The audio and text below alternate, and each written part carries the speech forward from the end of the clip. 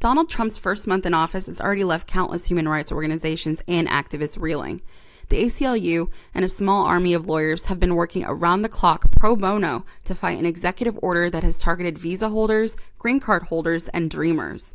One would hope that things couldn't get any worse in such a short span of time, and yet they have. During his first congressional address, Donald Trump spoke of, quote, a new chapter of American greatness, and revealed a terrifying new project called VOICE, which stands for Victims of Immigration Crime Engagement. VOICE will be an office dedicated to documenting and compiling reports about crimes committed by undocumented immigrants. The impact of this type of governmental program will likely be increased hostility towards immigrants. We've already seen what happens in times when there's a rise in bigoted rhetoric aimed at minority communities, be they Black, Muslim, Jewish, or otherwise.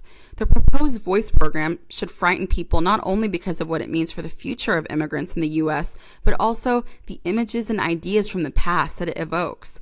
In a move to isolate and vilify Jews, the German Nazi Party would run reports on supposed Jewish crime statistics in order to stoke anti-Semitism.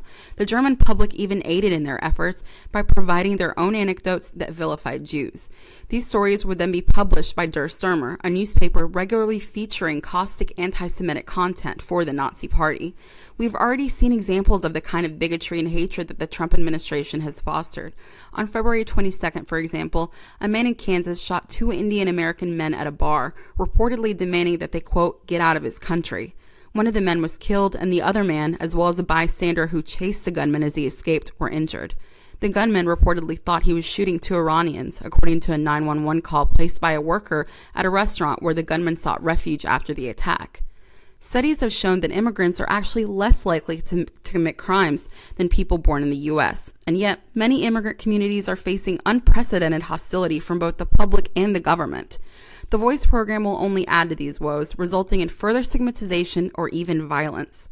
VOICE may not be our generation's Nuremberg laws, but we can't afford to deny that it could someday get to that stage.